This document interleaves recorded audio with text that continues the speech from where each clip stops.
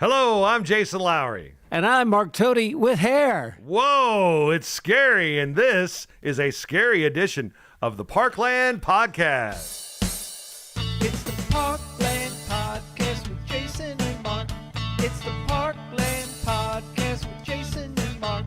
They got plenty to say. They got plenty of heart. On the Parkland Podcast with Jason and Mark.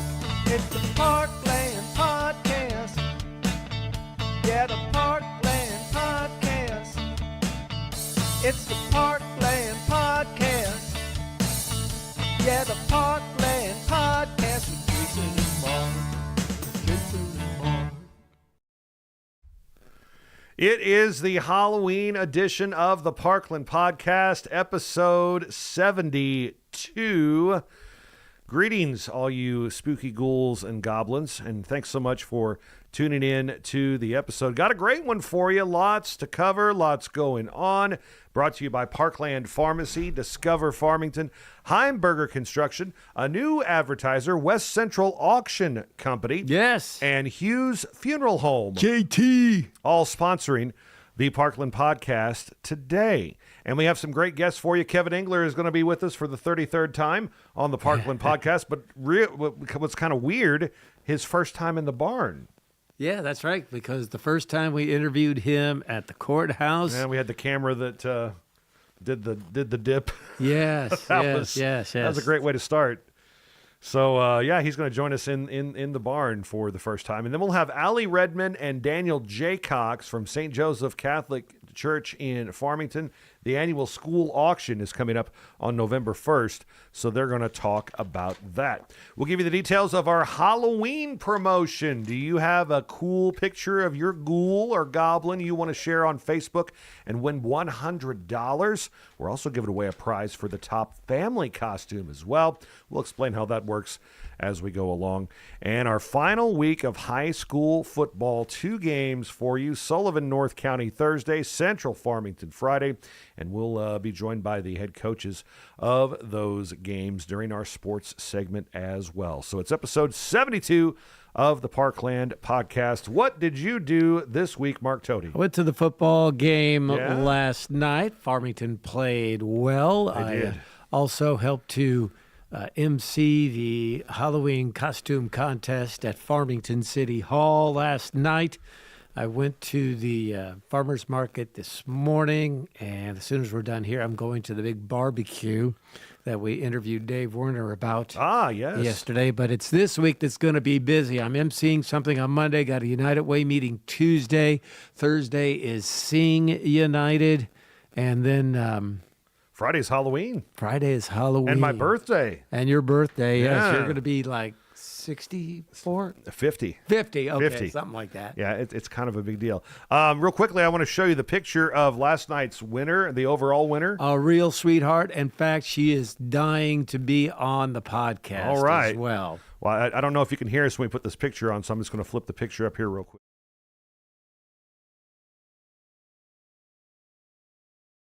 Oh, that was a great Polly Pocket. And that was not a store-bought costume, I assume. No, and she fully admitted on stage that her mom and dad did most of the work. Well, mom and dad did a great job. Yes. And when I introduced her on the stage as our grand prize winner, I thought she'd be some shy little kid. No, she took the microphone from me and proceeded to explain in full harmony why she chose this particular costume. And then after it was all over, she said, I would really like to be on your podcast. So she's really good at talking is what you're saying. She's a good talker. Great. And I know Mom. I've interviewed Mom in the past on the radio, so Okay. I may get a hold of her and have her come out and make an appearance, maybe at the Help the Hungry barbecue. Oh, man. Okay, let me see if I can get it up now. Okay, so that way we can see it and everybody can still hear us talking. So, yeah, that was great. What were some other costumes that you saw at the event last night? Lots of different costumes, Yeah? different varieties. We had some Wednesday from Adam's Family. Ooh. Gosh, what else did we have? We had a Beetlejuice, Miss Argentina from Yeah? Beetlejuice. She was pretty good. We had a guy dressed up as something that I have no idea what it was, but it was awful scary looking. It was really, really, it was fun. There's a lot of imagination here. And I'm going to get rid, since you got the hat or the picture on, I'm getting rid of my Halloween costume. I'm ready to go now. We made it as far as we could. Kevin Engler, feel free to move anything you need to have a seat there, and we'll bring it. Whoa, wow. Did you turn the lights on? Did you see that? The light always shines on Kevin Engler. It does, apparently. Yeah. Okay, so I need to get this picture out of here so you can go back to seeing us. Let me see if I can know how to do that. Learning OBS on the fly. Man, I had a busy week, Mark Toady. I tell you what. We had parent-teacher conferences this week, so got to meet some parents of some students. And as, we always say, you can tell the apple does not fall far from the tree in a lot of these occasions, but very, very good. And usually the ones that come to parent-teacher conference are the ones you don't need to talk to. They're the ones that are actually involved in their kids' lives and trying to steer them the right way. But it was really nice meeting some people.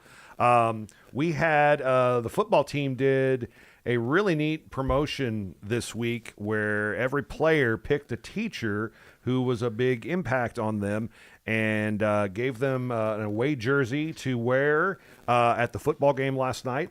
So Porter Herman. I thought that was great. Excellent. Yeah, it was great. Porter Herman gave me his number 2, so I got to wear that last night and hang out in the field whenever they came out in the tunnel. I thought that I was going to get to run through the tunnel with them, but there was 40 other teachers, so that probably wouldn't have been good logistically. When's the last time you ran? Been a while. That could have been bad. Yeah, I think Jonas. A lot of the time. Yeah, Jonas challenged me to a foot race I guess about a year ago, and I beat him. But boy, I was in bad shape after that. It's crazy. I'm going to grab the camera and move it over so we can see Kevin Engler, too. You guys chat for a minute. All right. Kevin, you're not actually on camera. Your voice is being heard, but we've got to move the camera over to our right. That's stage probably right. better for me to just have the voice and not the face. And there's a reason why we were in radio for as many years as Chris we were. watches this every week. She wanted to know if I was going to get a smoking jacket with the Parkland podcast logo on it or anything like that, like they do Saturday Night Live for the frequent. You had to wait in the green room. Yeah. Yeah. So there he is. Now we can see the one, the man, the myth, the legend, Kevin Engler. How are you, sir? I am great. It's a great morning. Ari went for a walk with the dog. I went for a walk. No dog, but I went for a walk myself. Went to the Civic Center. It was okay. Yeah, it was a great morning. This has been a heck of a fall as far as temperatures go, as far as I'm concerned. Hot and then cold. Yeah, it's interesting. That's how it goes. Let's see. So, of course, we had the big downtown trick-or-treating last night. Did you check that out, Kevin? Did you go downtown? I saw a few of them. A couple of them mistakenly came into our offices and were like, hey, no. Here we got some candy back here, I guess. Give it to you, but no. But no, we've been just doing the budget at the courthouse, which is interesting.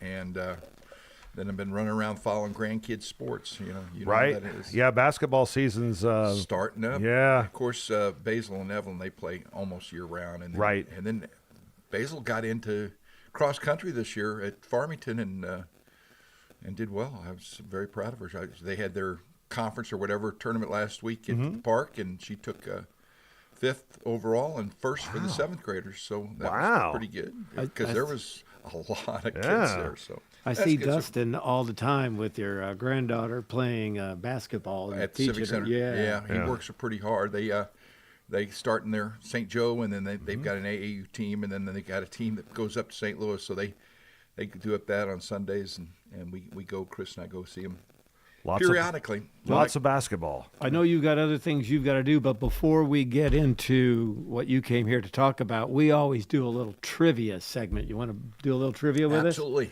Are we ready for trivia? Yeah, I'm ready for trivia. All right. Kevin, go ahead and move that microphone a little closer to your mouth, too, if you don't mind. Okay. You kind of pop that up a little more. All right, got a few sports questions. Good. Okay, good. One music question, and then just a general trivia knowledge. question here. So we'll start with sports. It's a hockey question. Let's see. Alex Ovechkin, most goals in the history of Washington hockey, Capitals. 897. Wayne Gretzky is second with 894. The question is, who's third on the all-time list? Oh, my. Lemieux? That would be my guess too. Would be Mario Lemieux. That's a great guess. Unfortunately, not a correct one. No. You guys, how soon we forget, because neither one of you guys are as old as me, but you're not spring chickens either. How about Gordie Howe?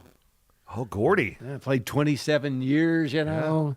Anyway. He played before the helmets. That's right. Yeah. That's right, as a matter of fact. You ever see any of those old pictures of goalies that before they Yeah. wore masks? Oh my Well, gosh. this is a bad commentary on men, but in hockey, they invented the cup over 100 years ago. They Right. just invented the helmet about 30 years ago. So I mean, it gives you the priorities of the guys. Right, What needed to be protected.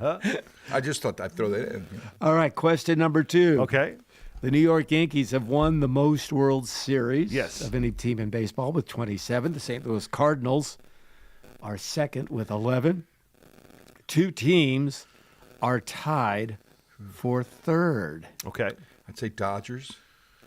I know the Giants are one for sure.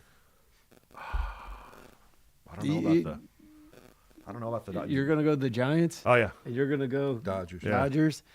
You guys are 0 for 2. You're Believe it or kidding me. not, the Red Sox and the Athletics each have 8 apiece. I thought the Giants were right there. Wow, I thought they had 10. All right, well, we're going to get Man. off of sports because obviously We're not it's- good at it. Yeah, we're not good at it. Now we'll go into music Okay. trivia. The Detours went on to become this classic rock and roll group that everybody knows. At least everybody our age knows. The Detours. I'll give you a little hint. They were also known for a while as the High Numbers. Thanks. That solves Good it. name. I have a guess. All right. It's more of a Mark Toady assumption. I'm going to say the Who because I know you like the Who a lot. I don't know, the Doors. Doors is awesome, but the Who is correct. Yeah, Who is correct. Yes, I have high a soft spot numbers. for the Who. All right. Within 25 feet, Okay. the world's longest hot dog. Wait a second. The answer is stay away, Mark Toady. Yeah, that's my the restraining 25 order. That's the restraining order, yes. No, that's not the question. I'm sorry. The world's longest hot dog is how many feet long? Oh my. And you got to get within 25 feet. That should tell you something. 525. I'll go 1,000. We had some industrial technology working on this. Kevin was a lot closer. Okay. 669 feet Whoa. in Paraguay. It had a matching bun, and they had to cut it into 2,000 portions for people to eat. Huh? So there you go. Okay. And they tried to say it was 800. Yeah. I know where you're going with that. Very No, good. keep this clean. Yes, yes. All right, so there you go. I'm glad you're the county clerk, and I'm glad that you are the Whatever. Black I am. Knight Not TV the teacher. Yeah, not Whatever trivia. you are. I want you to know that my team won St. Joe's Trivia this year again, so we get the free entry. So I guess we'll enter since Yeah. it's free. And we came back in the last round last year. Now I contributed nothing except paying for the team. So Yes, well, that's very important. That's my that's kids. hard, My yeah. kids know a lot about nothing. Yes. Little thing. Joe is real good at trivia. They do a lot in Jeff City to do those trivia contests. And he does a good podcast interview too. No, that's Dan. Dan, that's right. That's Dan. Yeah. Yes, yes. With the Parks. Yes, we need to have him on the air then. Joe is works at the Capitol. He's the clerk of the House, which is the top position in the House, which I'm very very proud of. He wasn't. He started off writing resolutions and then went to be in charge of the PR, and then went to be the chief for the majority leader, then the Speaker of the House, and then he went and did the budget for a few years, and now he is in charge of the House, which is an interesting position. Now I go over there. I used to be known as Representative Engler, and somebody come out. I don't go over very much, but then said Senator. They still refer to you. Now it's. Do you guys know Joe's dad? Yeah. Joe's dad. Joe's dad. I used Yeah. to work here. Yeah. Imagine that, an Engler with a way for words. Who would have thought that, right? Yeah. Well, you've got some big changes coming in your current office, don't you? We sure do. this has been 2 years in the making. We've been looking at this. We had to do something. We have 21 precincts, and we have the number one reason we have 9 of them that aren't ADA compliant. Now, every year, a couple of people, I'm not going to say threaten, make us aware that they're aware that they could go to court over the fact that they don't have equal opportunity. And a lot of these places, we don't have any place to move. Elvin's, for example. I appreciate the Baptist church letting us use their basement, but you go down a slant and then you go down a set of stairs. You can't get in. If somebody comes in and that is immobile, in a wheelchair, in a car, they have to wait for somebody to come up in the parking lot and yell at them and say, would you send somebody out? And I had one lady a couple elections ago said, that Elvin's precinct's terrible. You need to move out. I said, I'd be happy to if you could find me a place. So about 2 hours later, she calls back. She said, there is no other place? I said, yeah, I know that. That's why we're... Yeah. So we had to wait till a couple things happened. One, we've gotten people used to voting early, and 35 to 40% of the people now, since COVID, we promoted that big. They vote at my office on Weber early. So that takes a lot of people out, and that makes some of the precincts, like this last election, had like 40 voters all day. That's one every 20 minutes or whatever. And then we have to pay to have people take all the equipment out, pick it up. We have to have 4 people there for 15 hours and pay them. That doesn't make much sense. And it was time to make a change. The other thing that caused it was time to buy equipment. We got a lot of electronic equipment, the poll machines and things that are 16 years old, going to be 17 next year when we run again and do the elections again. And we're to the point where my representative from the one company said we have the oldest equipment in the southeast Missouri because we keep fixing them up every year, but right. Trying to the ones that break. But now we cannot reprogram, so we have to buy machinery. There's no reason, in my estimation, to buy old technology. The new technology is when you come in, instead of me printing 30,000 ballots and then paying to shred the most of them because we have such poor turnout. We have dismal turnout in elections. You've heard me talk about that. Well, these machines, when you come in and you check in just like normal, but when they say press here, you press here, instead of them going to the back and picking up a ballot, it prints a ballot within 3 seconds. And so what that does is let us do voting centers where no matter where you are, as long as you're registered to vote in the county, you can go into and it will print up your ballot. So if you're working out here at U.S. Tool and you live at Terre de Lac, on your break, you can go over to one of the voting centers, which is either my Weber location or the Civic Center, and you can vote and it will print up the Terre de Lac ballot. And that way it eliminates us costing so much to make, and people can go where they need to.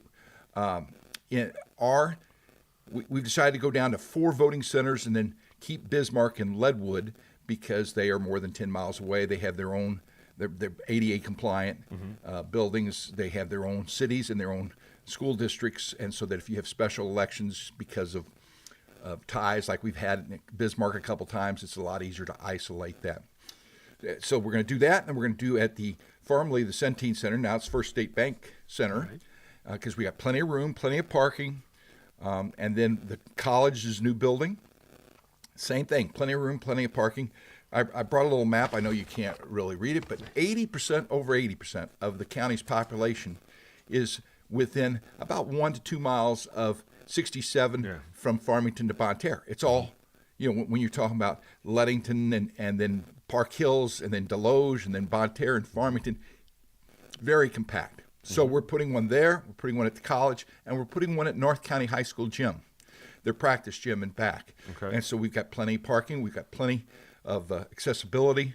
And when you come in, so all of those locations, the top 10 employers and 19 of the top 20 employers in the county are all within 1 mile of one of those centers. So we're going to try to encourage people that work like Parkland. A lot of them work 12-hour shifts. They're at Parkland, but they're from Deloge. They can run over on their break or after or before and vote there, and it will pull up a Deloge ballot, whatever ward it is. So it's a big change, and people hate change.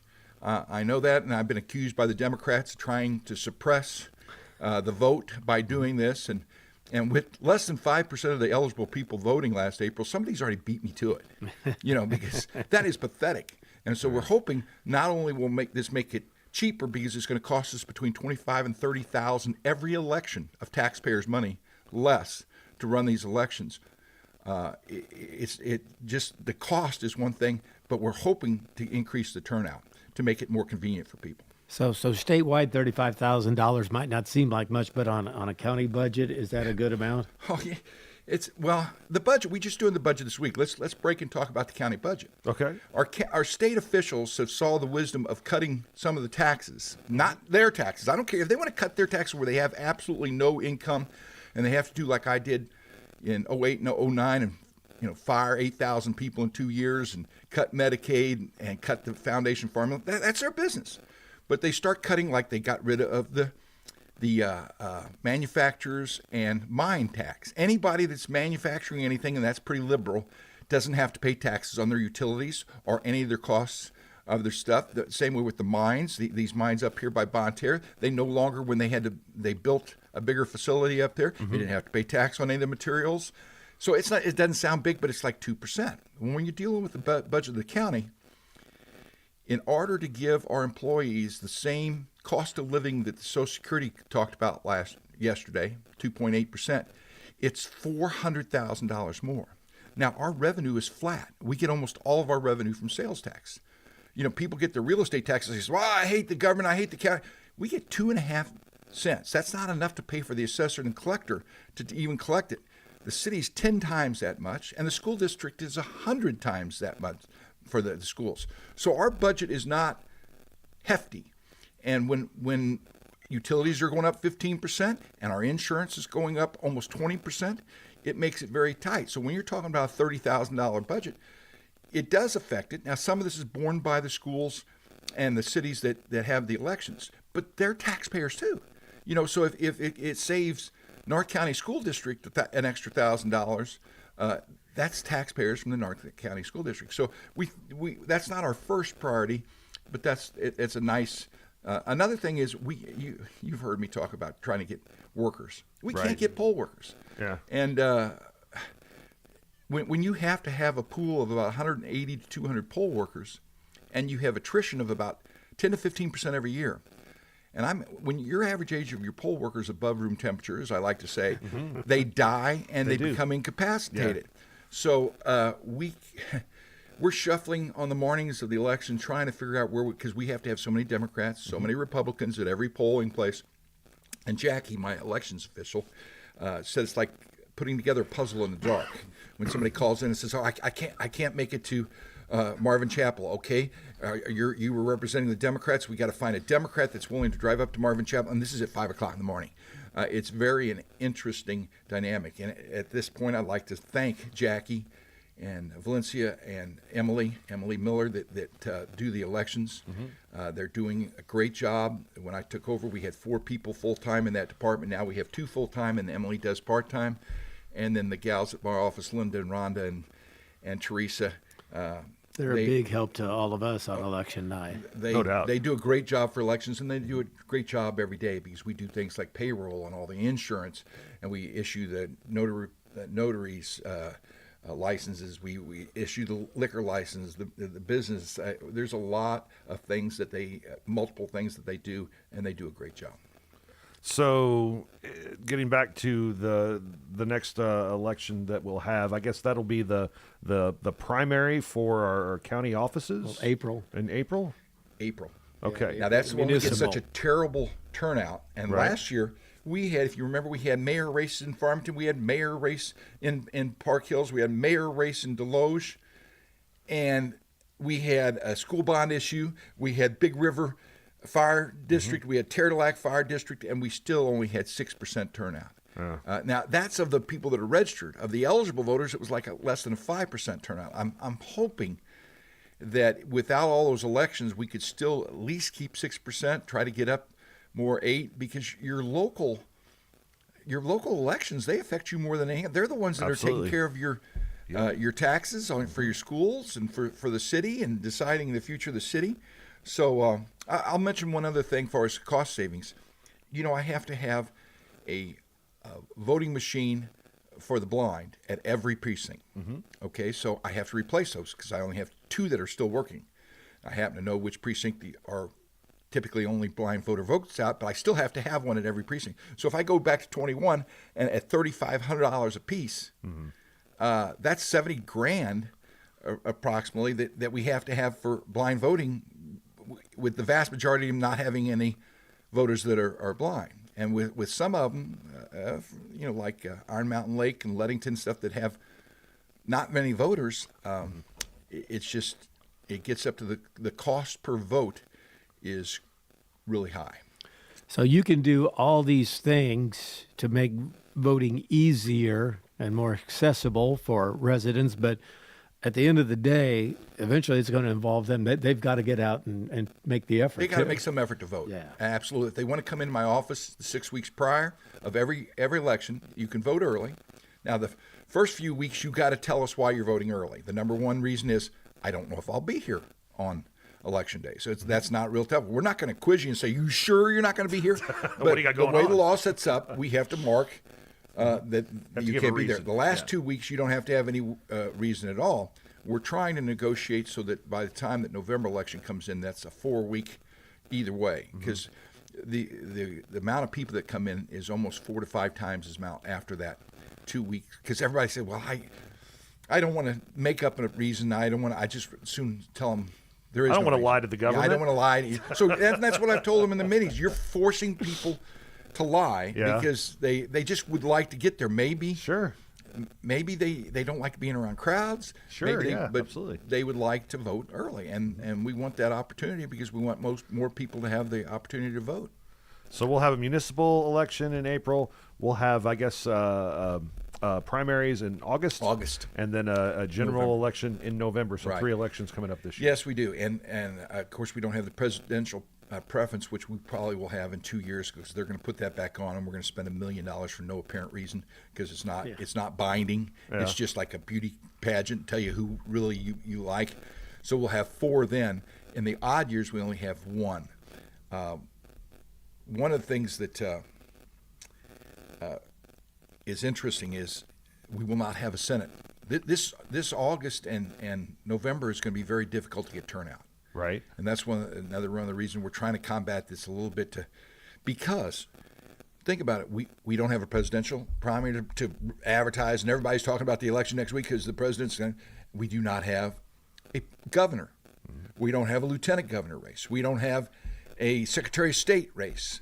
We don't have the Attorney General race. The only statewide we have is the auditor because he's on a off cycle because the auditing, or I don't know why, but no. And I like the auditor. He's a good guy. Served with him, but nobody's going to come out for the auditor's race. And this is the first time I think in like 14 years that we don't have a U.S. Senate race at the same time. We don't have those The 6-year because terms they 6, of, and yeah. this is the year that neither one of them are running. Yeah. And so you don't have anybody going to be Right. running ads for the U.S. Senate. You don't have anybody going to be running for ads for the governor or the lieutenant governor. So we're going to have to really do some work. I'm going to, the gals that work with me have worked for 2 other clerks, and they tell me that they never went out to try to get people to vote. You know, if you want to register, that's one thing. We go Right. register them, but to try to promote people voting, and I've been trying to get people, but it's getting more and more difficult. Especially the younger generation just does not see the need to get out. You know, so hopefully they'll do it this year, but Yeah. it hasn't happened in the past. So all those precinct changes will be the same for those 3 elections. You'll have the First State Community Center, your office in Farmington, the MacTech building, North County High School, and then Bismarck and Leadwood. Those are where people have voted for years, right? That's correct. Now, Okay. I got to tell you, in Leadwood and Bismarck, you've got to be from Leadwood or Bismarck. They're You not can't, going to have the okay. machines that print the ballot from Terre de Lac if you go down to Bismarck. Gotcha. Every place else, you can go any place you want. It's convenient. Whatever's the most convenient location for you. I know there's a couple places. Deloge, I saw where they passed a resolution against it because they didn't have a location directly in Deloge. Right. We've had 3 for many, many years. That's correct. one of them that's completely ADA non-compliant. And that's where I got to go take a ballot with another election official to a person's house because they're in a wheelchair, and they're one of the ones that have told me, informed me that what you're doing is illegal. But we are going to take care of that problem, and I think most people from Deloge know how to get to the North County High School or to get to Mac. So that's what they're going to have to do. People from Park Hills, they're not going to have it at the City Hall. If you've ever been by the City Hall, they have way too many people voting in that one. Bonne Terre, over the years, everybody threw us out of the precincts, so they combined the 3 precincts to the Methodist Church there. And on the November elections, it's kind of like Disney World. They've got the lines go back and forth and back and forth. Yeah.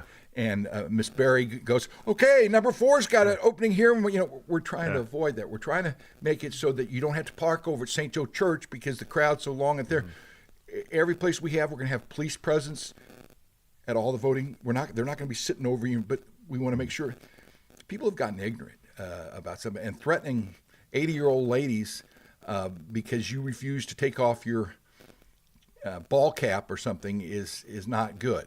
I find that if we have a law enforcement present, whether it's the school resource officer, they're not nearly as brave. They're not really as brave. It's weird how that happens. So we're going to have, by only having those 3 big centers, we're going to have somebody, and also I'm going to have somebody from the companies, the machinery, in case there's any type that they're going to be staged at Mac because they can get to any of those 3 in about 10 minutes, besides Bismarck and Leadwood. So that's what's going to happen.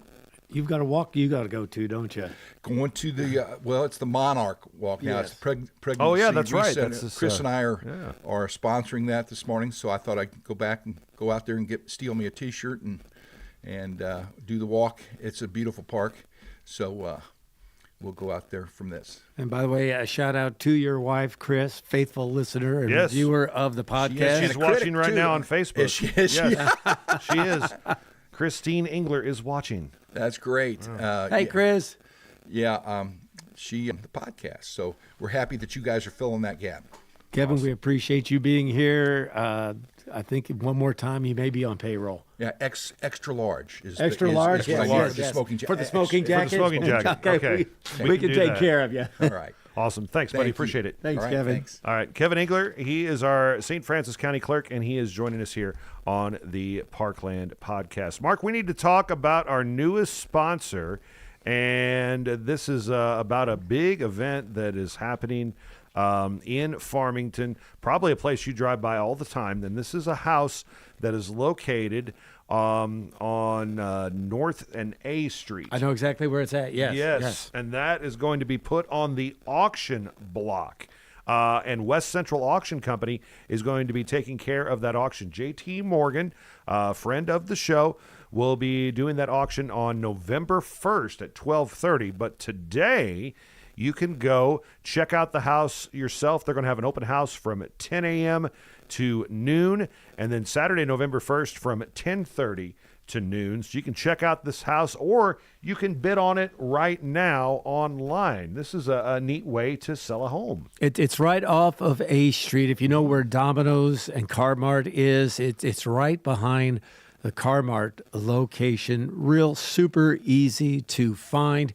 And JT Morgan, he's been an auctioneer now for, I guess, close to 10 years. I'm guessing. He started when he was 15. Yeah.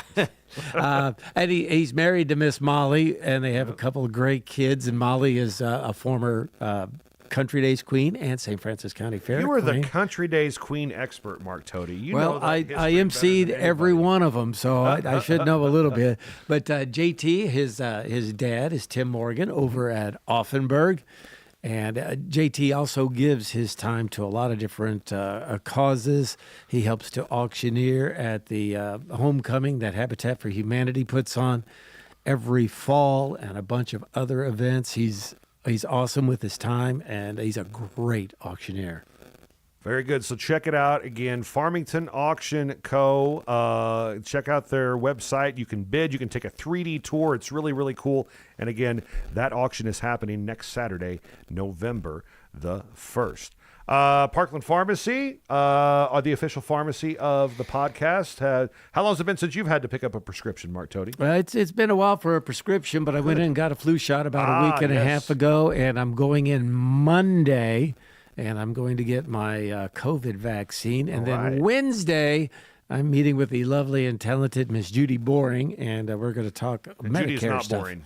She is not She boring. takes a boring subject and makes it actually very exciting. Yeah, we're going to talk Medicare stuff on Wednesday. So they treat me very well at Parkland Pharmacy. I go to the Farmington location. Miss Julie actually gave me my flu shot and used the nice soft needle so it didn't hurt so much.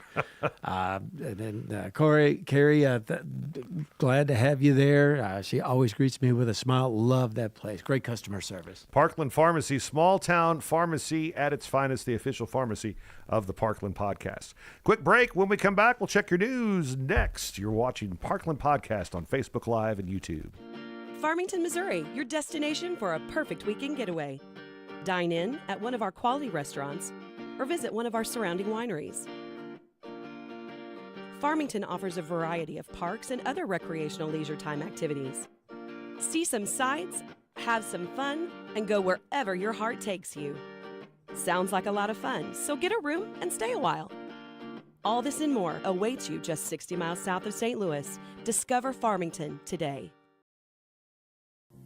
Parkland Pharmacy is out to prove that local independent pharmacy is alive and well.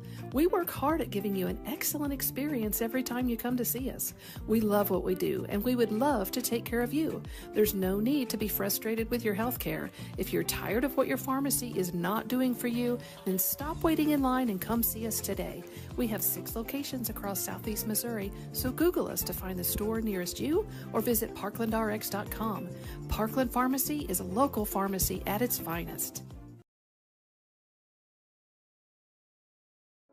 It's the memories made during a weekend with the girls, a family adventure, or a Sunday stroll in historic downtown. At First State Community Bank, we have a strong passion for small business owners and the students and families who live, work, and play here. Our passion for them runs deep because this is our community too. First State Community Bank. Success starts here.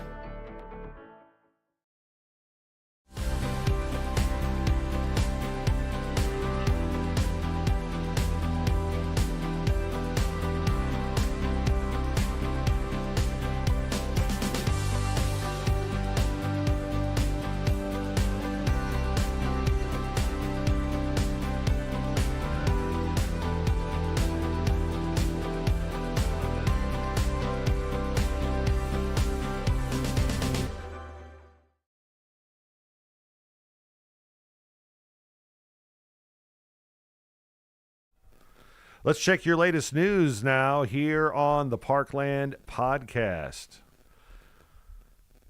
As soon as we get it pulled up.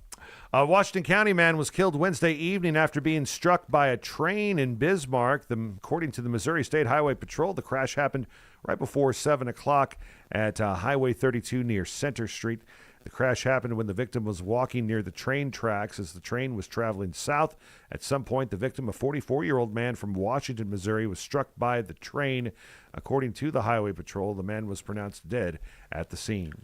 According to the St. Francis County Sheriff's Facebook page, around midnight this past Tuesday, a St. Francis County canine unit stopped a vehicle on US 67 near Highway 32 in Farmington. Suspicious behavior from the driver and passenger prompted the deputy to display his canine, which alerted to possible narcotics. A search revealed 2 bags containing powdery substances that tested positive for cocaine and ketamine. The driver, Jacob Cummings of Florissant, was arrested and remains in custody at latest count on 2 felony counts of controlled substance possession. The passenger was detained for 12 hours due to intoxication and later released without charges. The driver or employees at the Farmington and Potosi KFC locations were told this week that both locations were closing immediately. The Potosi location, less than 2 years old. The Leadington location remains open. Also, the Dine Out for the United Way of St. Francis County will continue this week at El Tapatio in Park Hills. You can also go to the United Way of St. Francis County Facebook page at this time, and you can not only find out the entire list of Dine Out locations, but we're to the point now where you can start signing up to ring the bell for the United Way of St. Francis County. 53 degrees on this Saturday morning, 8:48. Mark Tody, what do we have coming up on our weather? Possibility of some rain going on today. We'll have a high in the 60s. More rain possible tonight. The main chance of rain, though, is going to be tomorrow in the afternoon. We'll have temperatures in the upper 50s. More rain Sunday night. And then a chance of rain stays in the forecast through the middle portion of the week. And remember, all those nice 75 and 80-degree days, well, they're gone. But all in all, for nearly November, it's not too bad with temperatures in the 50s to around 60 degrees through next Friday, which is Halloween. And as we're looking right now, Halloween is one of the few dry days in our extended forecast. Again, with the high temperature of 61 degrees, should be pretty good for all those trick-or-treaters. Quick break. When we come back, we'll check community events. They're brought to you by Discover Farmington. It's the Parkland Podcast on Facebook Live and YouTube Live. Farmington, Missouri, your destination for a perfect weekend getaway. Dine in at one of our quality restaurants or visit one of our surrounding wineries. Farmington offers a variety of parks and other recreational leisure time activities. See some sights, have some fun, and go wherever your heart takes you. Sounds like a lot of fun, so get a room and stay a while.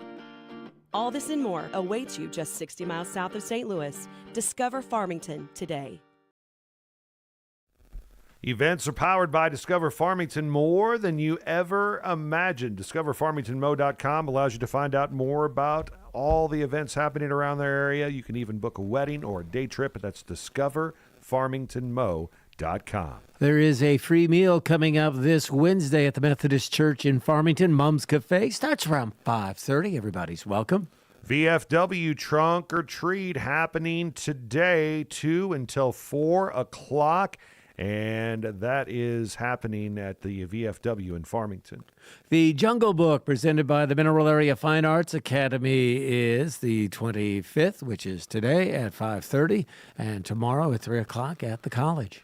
All Saints Episcopal Church in Farmington has their trunk or treat happening tomorrow from 4 to 6 p.m.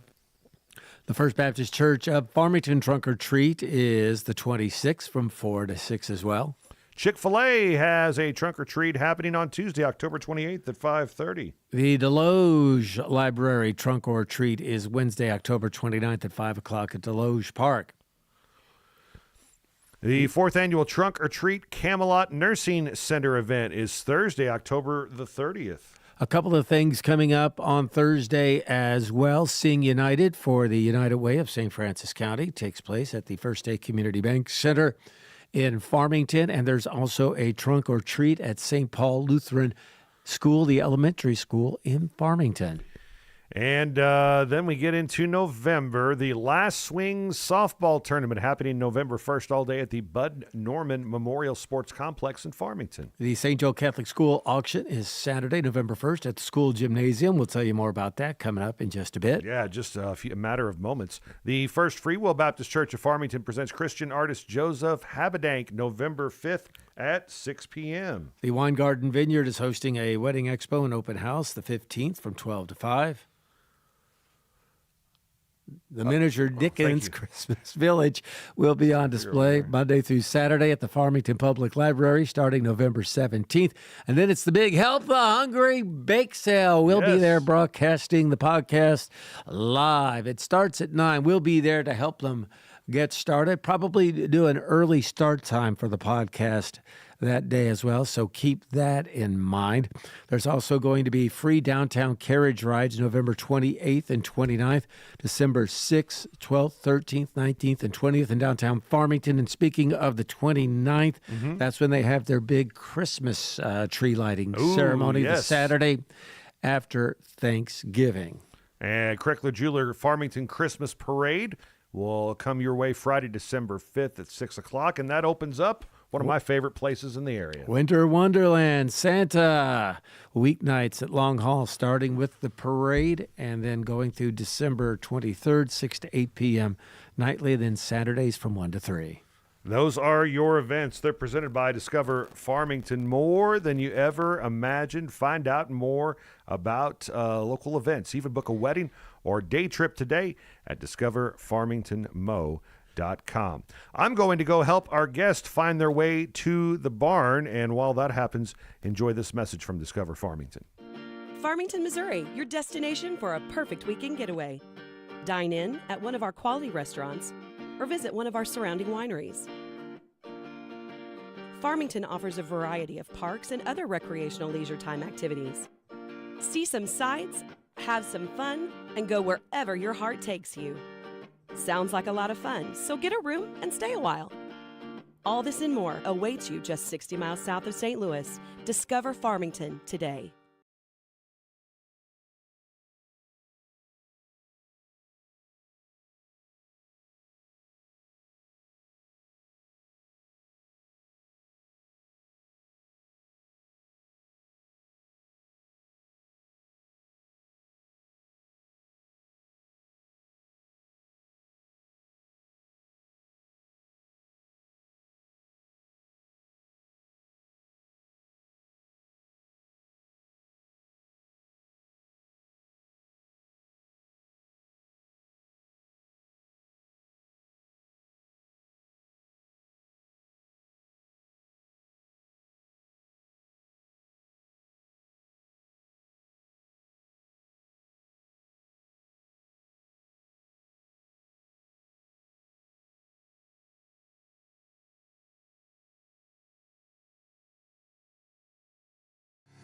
When comfort matters, count on Capayas Heating and Cooling. Proudly serving St. Francis and surrounding counties, they are your local Bryant Factory authorized dealer, delivering top quality heating and cooling solutions for your home or business. Founded in 2004 by Chuck Capayas, a family-owned and operated company that you can trust. Visit capayasheatingandcooling.com today. Capayas Heating and Cooling in Farmington, 756-1224. Hi, I'm Dr. Karen Melton with Hearing Care Partners. Hearing loss doesn't just affect your ears, it impacts conversations, relationships, and daily life. Do you catch yourself nodding along but missing the words? Are you straining to hear in crowded spaces? Don't ignore these signs. If you notice them, come see us. At Hearing Care Partners, our expert team makes it easy to find personalized solutions. A simple test could change everything. Visit hearingcarepartners.com to book your free hearing evaluation today. At Hearing Care Partners, we listen so you can hear. Matt Stroud Excavating and Hauling has the equipment and know-how to get that job done right. They dig basements, ponds, lakes, roads, and clearings and haul in the rock. Check out Matt Stroud Excavating and Hauling's commercial work at Domino's in Farmington and Fredericktown and Leadbelt Motorsports. Call Matt Stroud Excavating and Hauling today at 701-3258. That's 701-3258. Since 1941, Busenbark Flooring has been Southeast Missouri's trusted name in flooring. This family-owned business features top quality carpet, tile, and hardwood, along with countertops, kitchens, and bathrooms, all with expert installation. Need to haul it? Busenbark Trailer Sales has you covered. Come see the large selection of dump trailers, equipment haulers, goosenecks, livestock trailers, and more. Visit busenbarkflooring.com and busenbarktrailersales.com, or stop by and see everything at the Fairgrounds exit on Highway 67.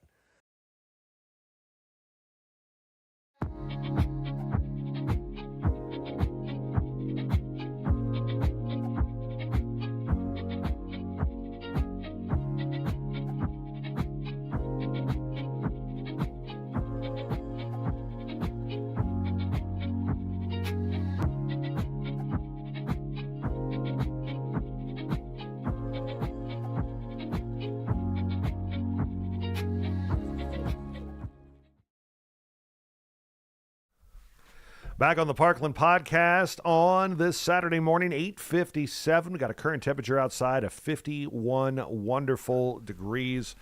A week from tonight, we are going to have the biggest fundraiser of the year for the St. Joseph Catholic School, and that is the school auction. It's an event that I've been very proud to be a part of for many, many years now, and you at least got me for a few more because Lucy's in 4th grade. But we have the event chair, Allie Redmond, is here with us, and we have the school board president, Daniel Jaycox, here. I mean, this is Hornet royalty with us here. Wow. Yeah. How about that? How are you guys this morning? Wonderful. She's A wonderful. little cold. A little but, cold, you know, yeah. Wonderful. I'm as good as I ever am. I mean, I'm perfect. I know, right? So let's get right into the event. Saturday, November 1st, the St. Joe Catholic School auction. And Allie, I know you've been very, very busy getting some great, not just items, but packages and experiences that people get to bid on. Yeah, we've had some fun ones come through. We have 3 different auctions that happened. We have our virtual auction, which opens on Monday. It closes on Thursday. This year, it normally closes on Friday, but Friday is Halloween. So anybody has the opportunity to log in and bid virtually for the virtual items. There's some fun teacher experiences. There's some really cool parish experiences. There's a fish fry reserved table that every fish fry through the spring, you get a table of 8 reserved just for you and your fam. So that's fun. There's home decor, jewelry, teacher experiences, lots of fun stuff on there. Class pizza party, etc. We have a third or a second auction, which is the in-person silent auction, and then our live auction. So everything has a little bit of different, fun packages to them. So Who's your auctioneer this year? our auctioneer is JT Morgan. Again, he's wonderful. Newest sponsor of the show. So, yes. Yeah. Oh, yeah. Yes. He's wonderful. He is. Yeah, he does a great job. Whoever brought him on, it was before my time. Amazing idea. He really, really ramps up the crowd. And Jason is our MC. So he's up there on stage with him. I did it a couple years and then decided it was too much. So I twisted Jason's arm and he MCs for us now. But yeah, he really gets the crowd going. It is a fun evening.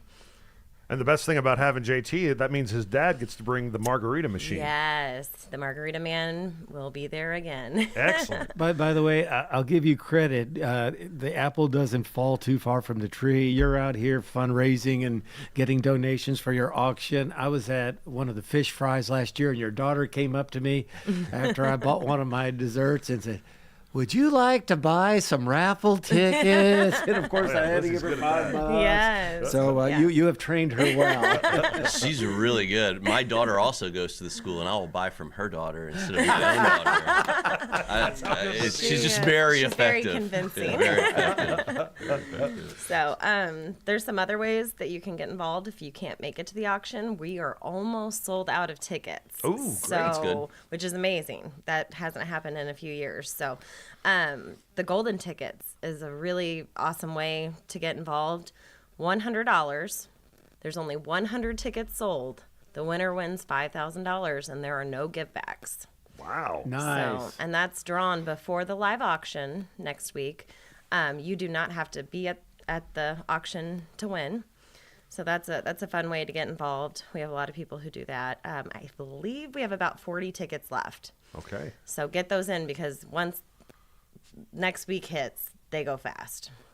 So how do you use the money that you make from this auction? Oh, very irresponsibly. We try to waste as much of it as we can. No, it goes into our general budget, so most of that is covering teacher salaries, normal supplies to keep the school going. We've got some designated fundraisers for specific projects, but this one does go to the general budget. And our finance committee does a good job of, oversight and working with our principal to make sure that we've got a good budget in place to make sure we're serving our students effectively. So How many- it's kind of boring, right? All right, like that part's boring for this one. How many kiddos do you have at the school? Oh Roughly. boy, it seems like I should have known that off the top of my head. 80 something. I think we're 90. We're 90 something something now. Okay, yeah. Okay. It And fluctuates I only a know little that bit from because year I to year. do pizza Fridays.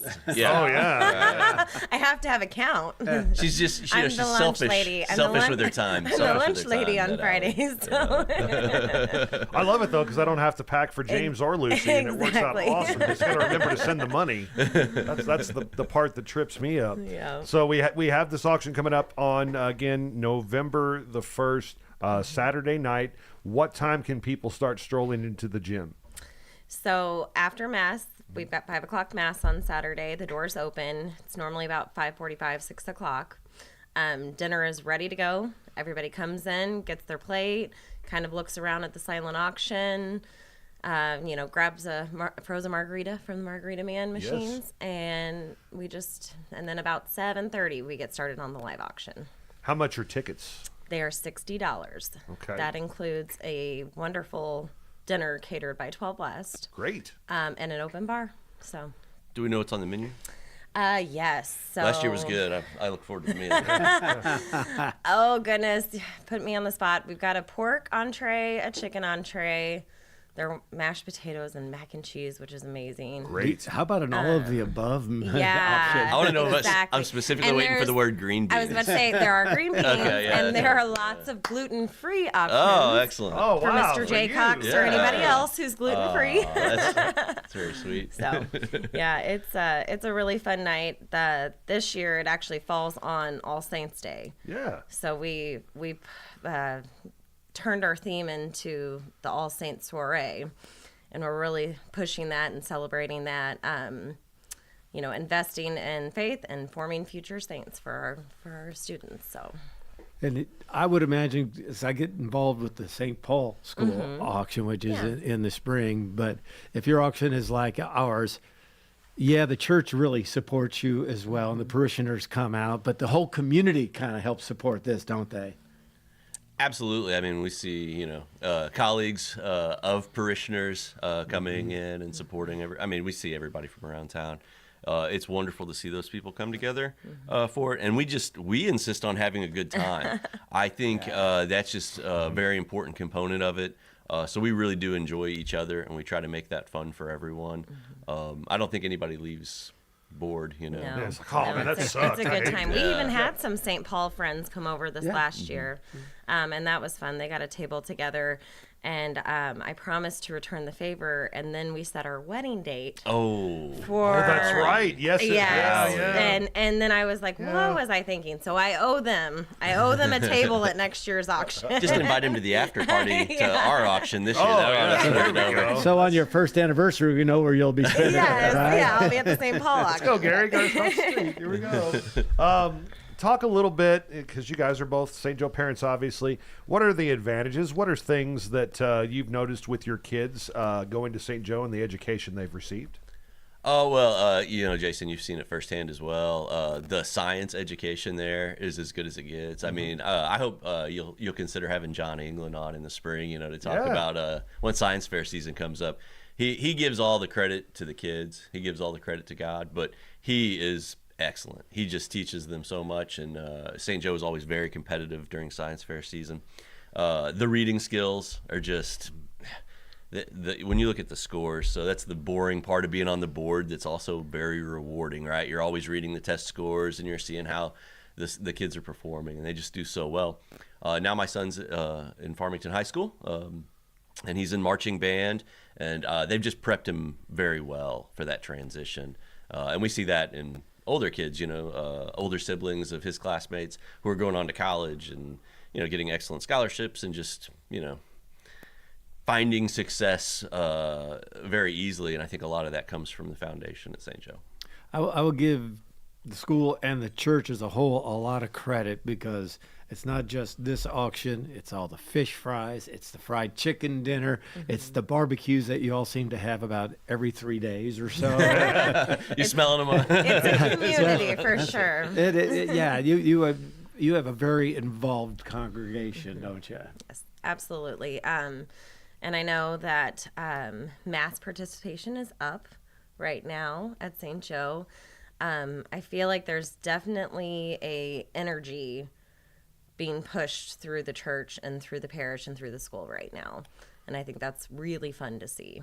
So. Yeah, Father Harrison, he came on, was it July 1? Somewhere I think so, around yeah. there. Yeah. And he's brought a new energy, and I think that's good. You know, Father Thess was a wonderful priest for us. Absolutely. But Father Harrison's younger. He's very school involved, very school focused.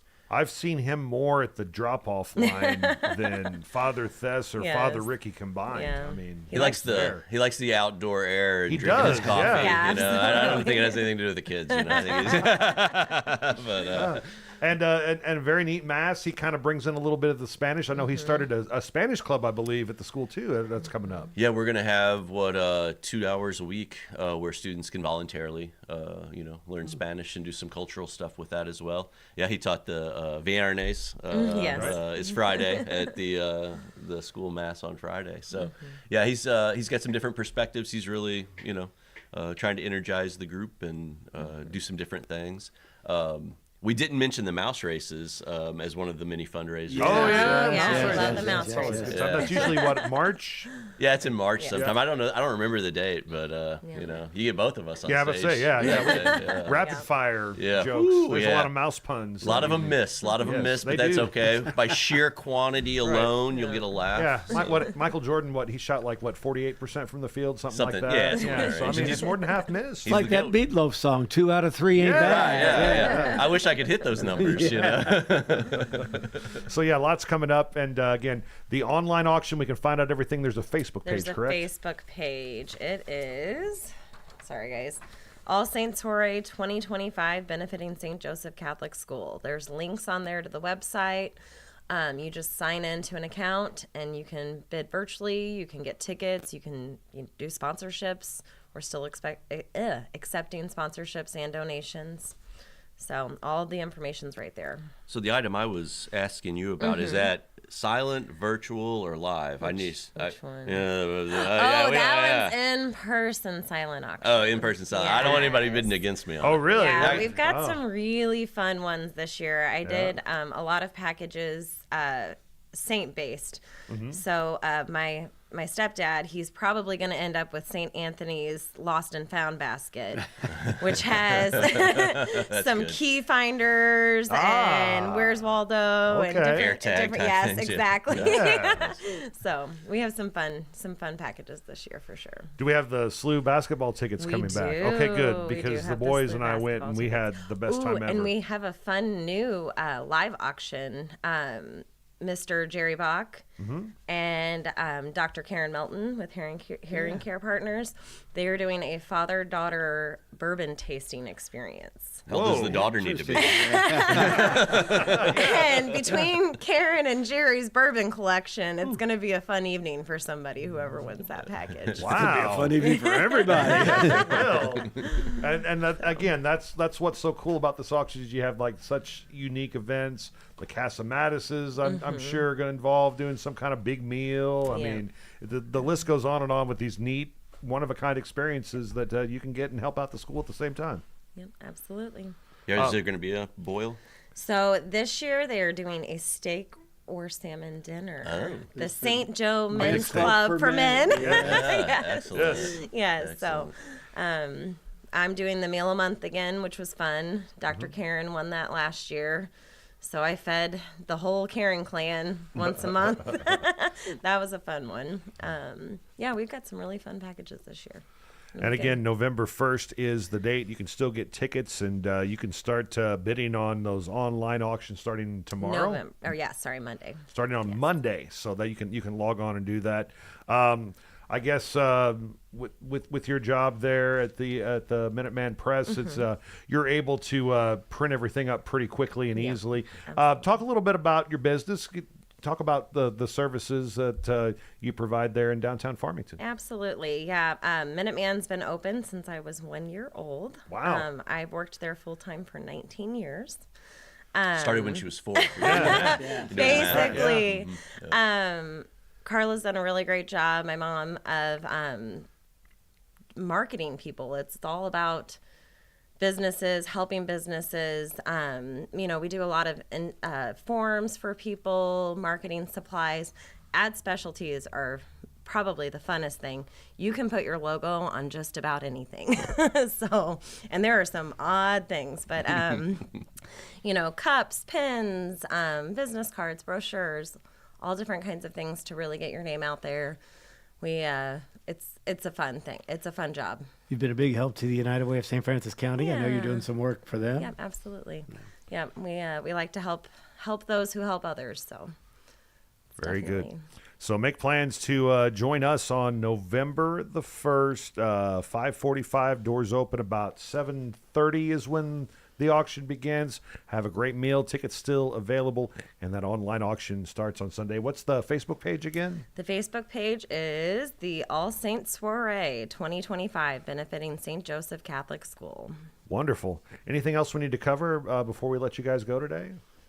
Oh, I got big news for you guys. Oh, hey, we'll take some big news. I have big news from you. I asked Jake Johnson if there was anything new, going on with Subway, and he told me he gave me a leak. I'm here to plan a leak. Let's hear it. All new festive holiday sandwiches coming in early November. Ooh. I can't get into specifics.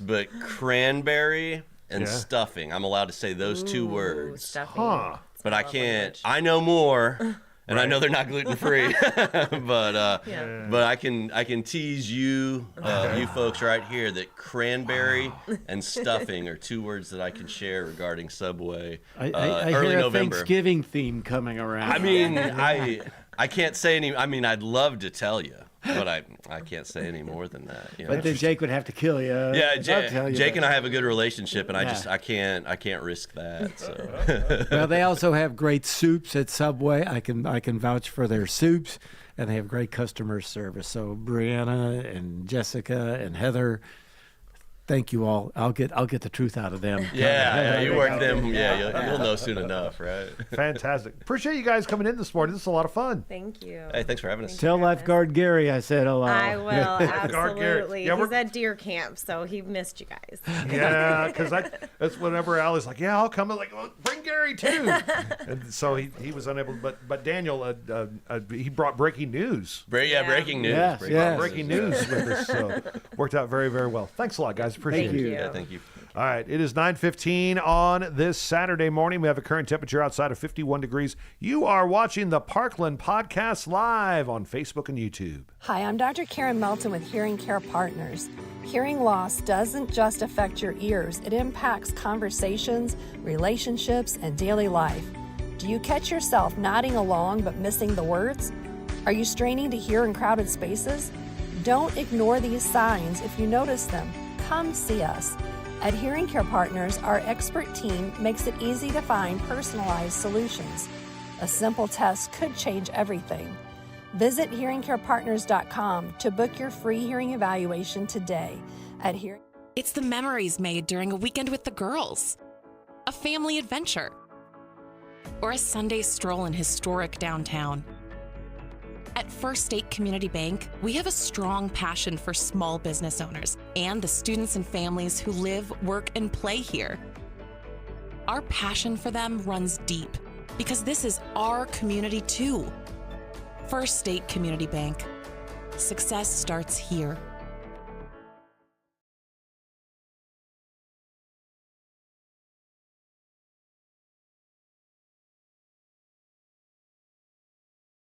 Hi, I'm Dr. Karen Melton with Hearing Care Partners. Hearing loss doesn't just affect your ears, it impacts conversations, relationships, and daily life. Do you catch yourself nodding along but missing the words? Are you straining to hear in crowded spaces? Don't ignore these signs. If you notice them, come see us. At Hearing Care Partners, our expert team makes it easy to find personalized solutions. A simple test could change everything. Visit hearingcarepartners.com to book your free hearing evaluation today. At Hearing Care Partners, we listen so you can hear.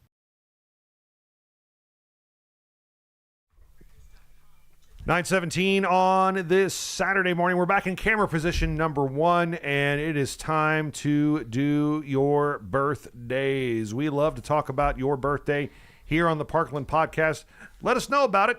Shoot us a message on Facebook, on TikTok, or Instagram, or email us at jkldigmed@gmail.com.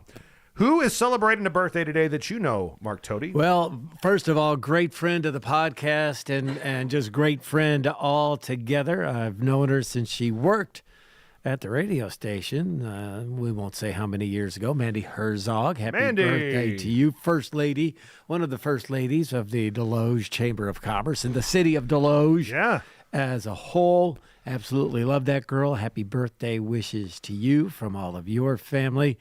Former guest on the podcast, Mike Hinkebine. Yeah. Celebrating a birthday, one of the main dudes of the St. Francis County Fair. Yeah, and the rodeo. All tied together there. Karen Ladd, happy birthday to you. Does a lot of work for years with the farmers market in Farmington. My neighbor, Bob Satterthwaite, celebrating a birthday today. I got to know Bob when he was the owner of the Sears store in Farmington a long time ago.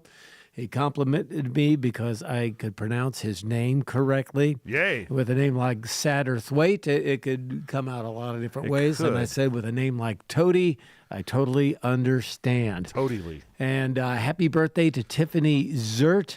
I met Tiffany, it may be 25 years ago. Her son was in first grade and won some award at Jefferson Franklin, I think it was. Yeah. And I actually did a little interview with him for the radio, and we've remained friends ever since then. So, Tiffany, happy birthday wishes to you.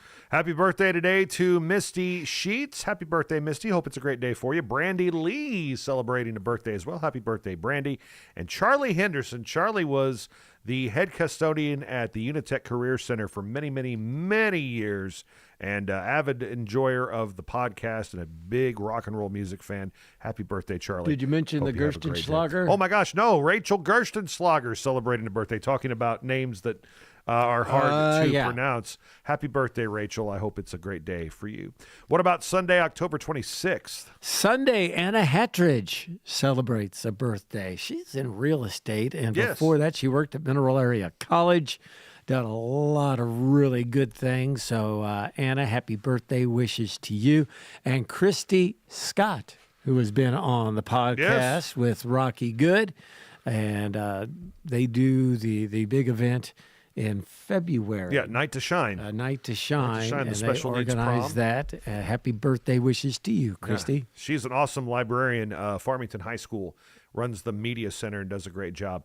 Ellen Berry, assistant librarian for the city of Deloge with the birthday, married to Charlie Berry, the guy that sings My Ding-a-Ling. The DJ. Lindsay Copeland with the birthday on Sunday as well. Happy birthday, Lindsay. Hope it's a great day for you. Erin Beck, Miss Beck, high school science teacher at DeSoto, longtime Farmingtonian. Happy birthday to her. Corey Hulsey, Hoghead's son. Yeah. Hoghead Jr. I believe Corey still does the chain gang at North County football games. I think that was his gray beard that I saw on the Parkland Sports live feed. And Mandy Serini celebrating a birthday on Sunday as well. Happy birthday, Mandy. Hope you have a great day. What about for Monday, October 27th? The man, the myth, the legend, Todd McKinney, celebrating Skin a dog. birthday. Yeah, he was a coach for a bunch of years, Yes. a school teacher in the Farmington School District, gave it all up, and now he's following a different path through Parkland Chapel Church. Happy birthday to you, Todd. Dave and Lou Ann Hornercap. Now, I'm not sure which one of them because they share their Facebook page. Yeah. But they come across on my list for having a birthday on Monday. So whether it's Dave or Lou Ann, they're both wonderful people. Stop by dressed to impress and wish either one of them or both of them a happy, happy day. And Susan Lindsay Schultz celebrating a birthday. Before she retired, she worked for a whole bunch of years at the Southeast Missouri Mental Health Center. Got me involved with the first board of directors for the Helping Hands of the Southeast Missouri Mental Health Center. Susan, I hope you're doing well. Happy birthday on Monday to Brad Thurston. Brad, a true Deloge legend and baseball card aficionado. Maybe not anymore, but I know when we were kids, he had a lot of them. Happy birthday, Brad. Hope you have a great day. What about Tuesday, October 28th? The First Lady of Pickleball in Farmington, Teresa Human, celebrating a birthday. Teresa, happy birthday to you. She is the daughter of Farmington legend Murphy Thomas. Yes. So happy birthday to you, Teresa, from your husband and your kids and your grandkids. The one and only Tori Gray celebrating a birthday today. One of the better basketball players to come out of the Mac Lady Cardinals program over the years. Married to Kevin Gray. Tori, I hope you're doing fabulous. And Katie Despain, she's a good Fredericktown girl. Happy birthday wishes to you. I keep up with her on Facebook. I hope you are doing fabulous. Yeah, happy birthday, Katie. I also want to wish a happy birthday to baby boomer performer Chelsea Collins, celebrating a birthday on Tuesday. Chelsea always does a great job with that and all of her many children. Chris Klein, former reporter for the Daily Journal back in the day. Happy birthday, Chris. Hope you have a great day. And John Robinson Jr., of course, the son of John Robinson, with a birthday on Tuesday. Happy birthday, John. Hope you have an awesome day as well. What about Wednesday, October 29th? Wednesday, we are loaded down with birthdays, including the man, the myth, the legend, again, Mike Henderson. Our state senator, happy birthday wishes to you, Michael. I hope you are doing fantastic. And I hope you have a great day. Big fan of the podcast, and we're a big fan of his. Yeah. Happy birthday wishes going out to Bonnie Myers. I see her at the Farmington Elks every now and then with her husband. Happy birthday, Bonnie. Amanda Asbury. She worked at Sticks and Steins. She may be accused of possibly sort of over-serving me on occasion back in the day. Now she is a nurse, and I hope you are doing fantastic. I have her daughter in class, and she's a fantastic human being. Yeah, well, so is her mama. Yeah, absolutely. Happy birthday to Betty Jelinek for years with the Bismarck Betty. Senior Center. Happy birthday to you, Pat Nager, celebrating a birthday, former state representative from the Perryville area. I used to interview him on a regular basis. Our buddy Chris Maxon, former guest on the podcast, in EMT, and also a real estate guy, too. That's right. When he's not helping to organize the St. Francis County Fair. Happy birthday to you, Chris. Melissa Davis, celebrating a birthday today. I have interviewed her on occasion. Wonderful gal. Her husband is an area pastor, Kevin Davis. He gets involved in the Help the Hungry bake sale and auction with the pastor's keg. So happy birthday to you, young lady. Hope you are doing fantastic. Happy birthday to former student at both Unitech and Farmington High School, Hayes Pacheco. Happy birthday, Hayes. Hope you have a great day on Wednesday. Bobby Fields with a birthday on Wednesday as well. Happy birthday, Bobby.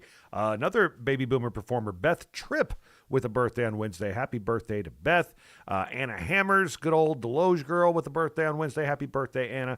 And my cousin Wendy Smith of Fredericktown is celebrating a birthday on Wednesday as well.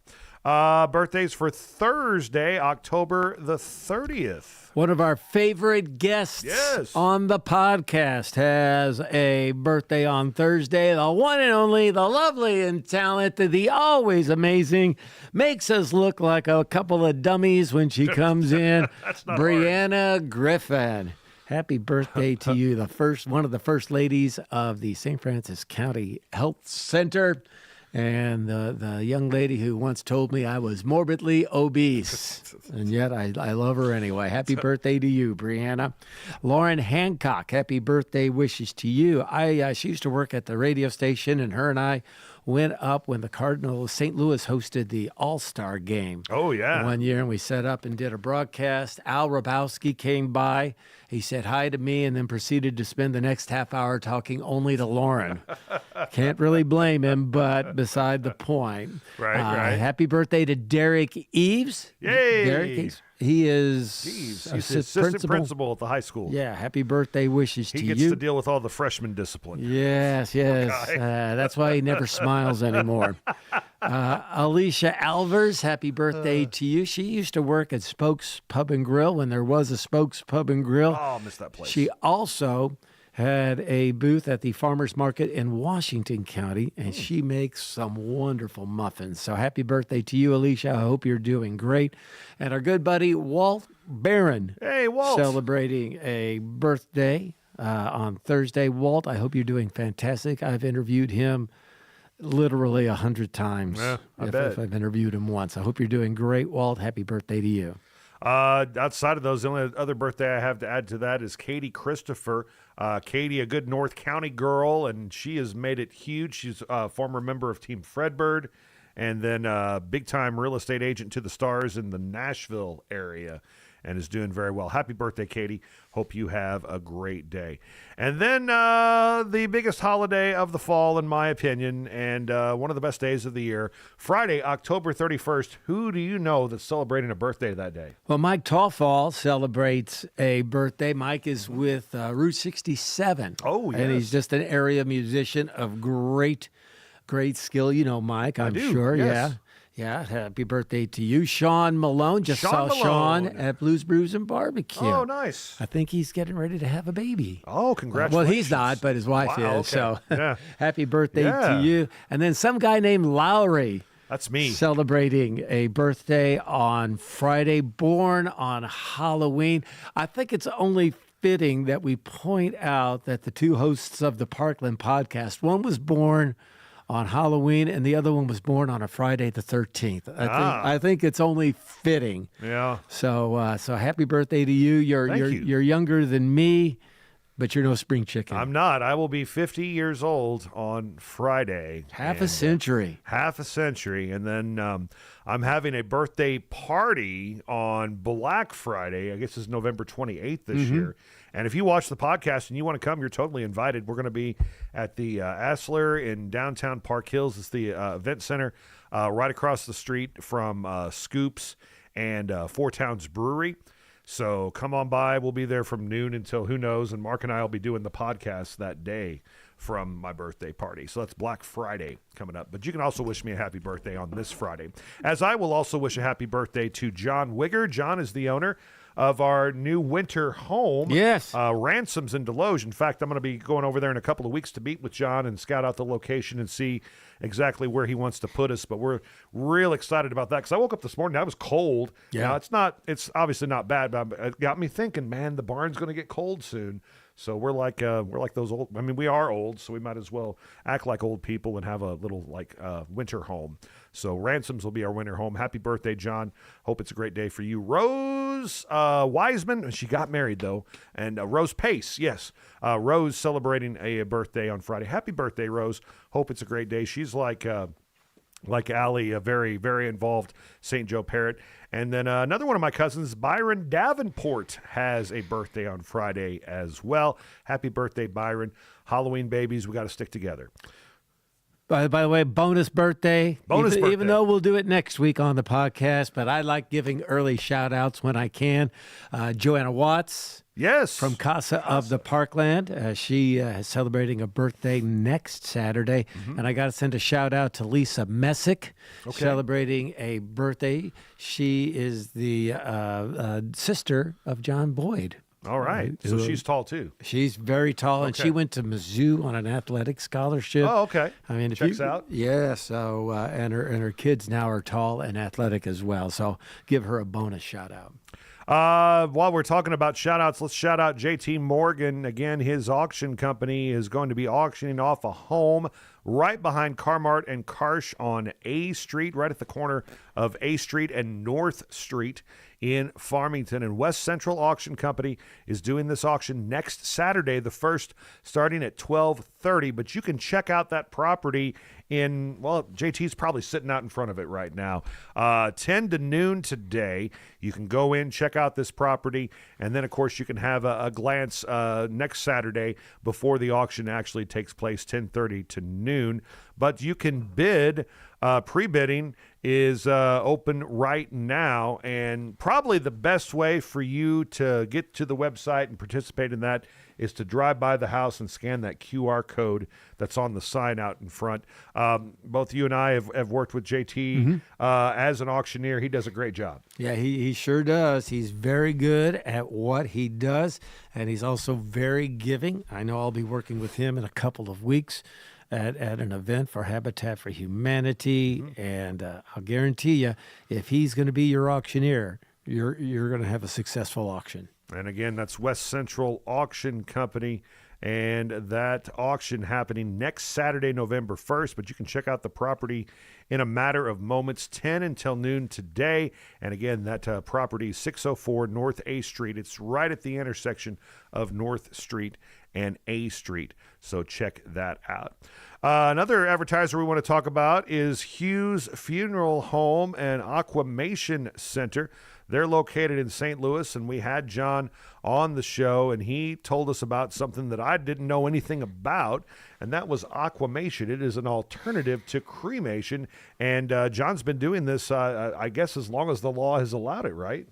Yeah, he's got quite a bit of history with this, and if you go to his website, the first thing I notice is how beautiful the location is, and how nice he was to work with when he came in on the podcast. He's a great guy, very caring, and he will sit down with you, explain what aquamation is all about and all the different unique funerals and tributes you can put together with this, and the time saving that's involved with aquamation as well. It's definitely something worth considering. And he will work with your local funeral home. So if there's, I don't know, a lot of people in the area are like this, including myself. We've dealt with a certain funeral home for years and years. That's where these services are going to be done. But John can work with you and work with that funeral home. So if you're interested in aquamation, again, an alternative to cremation, which is a lot more environmentally friendly, John can go over those options with you and, again, work with your local funeral home. Or if you want to use their beautiful facilities in South St. Louis, obviously that's available for you as well. And Mark, you've been through it. I've been through it. You have loved ones and they pass. And if they have these kind of things put together ahead of time, they planned, they've taken care of this, it makes it so much easier on the family. Yes, it makes that time of mourning, that's one less thing you have to worry about when you've got a professional like Hughes to deal with. Check out the beautiful website, HughesFuneralAlternatives.com, HughesFuneralAlternatives.com, and find out more about Hughes Funeral and Aquamation Center. Time for a break on the Parkland podcast. It's 9:34 on this Saturday morning. We'll check sports when we come back.